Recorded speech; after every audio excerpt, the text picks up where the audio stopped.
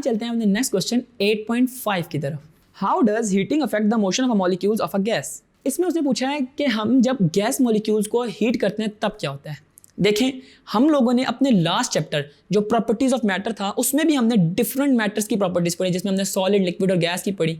हमने देखा कि इनके मॉलिक्यूल्स दूर होते हैं, जब हम इनको हीट या टेम्परेचर देते हैं तो ये वाइब्रेट होना शुरू हो जाते हैं और एक दूसरे से कोलाइड करते हैं। इनमें जो हमारे पास तीनों स्टेट ऑफ मैटर जो हमने पढ़ी थी, सॉलिड, लिक्विड, गैस, मैं प्लाज्मा की बात नहीं कर रहा क्योंकि प्लाज्मा एक एक्सेप्शनल केस है जो हमारे अर्थ पे ज़्यादा हम लोग उसको ऑब्जर्व नहीं करते। फिलहाल हम बात कर रहे हैं सॉलिड, लिक्विड, गैस में, और उसमें भी मोर स्पेसिफिकली गैस की। तो जब भी अगर गैस को आप ऑब्जर्व करें तो इनके जो मॉलिक्यूल्स होते हैं वो फार्दर अपार्ट होते हैं, सबसे ज़्यादा एक दूसरे से दूर होते हैं।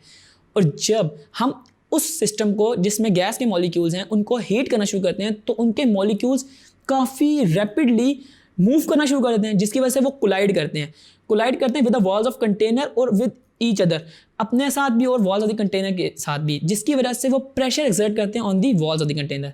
ठीक है, तो आपने यही बताना है कि जब भी हम हीट देते हैं उस सिस्टम को जिसमें गैस मॉलिक्यूल्स हों तो वो मॉलिक्यूल्स रैपिडली मूव करते हैं और वो वॉल्स ऑफ द कंटेनर के साथ कोलाइड होने की वजह से इंटरनल प्रेशर को इंक्रीज कर देते हैं।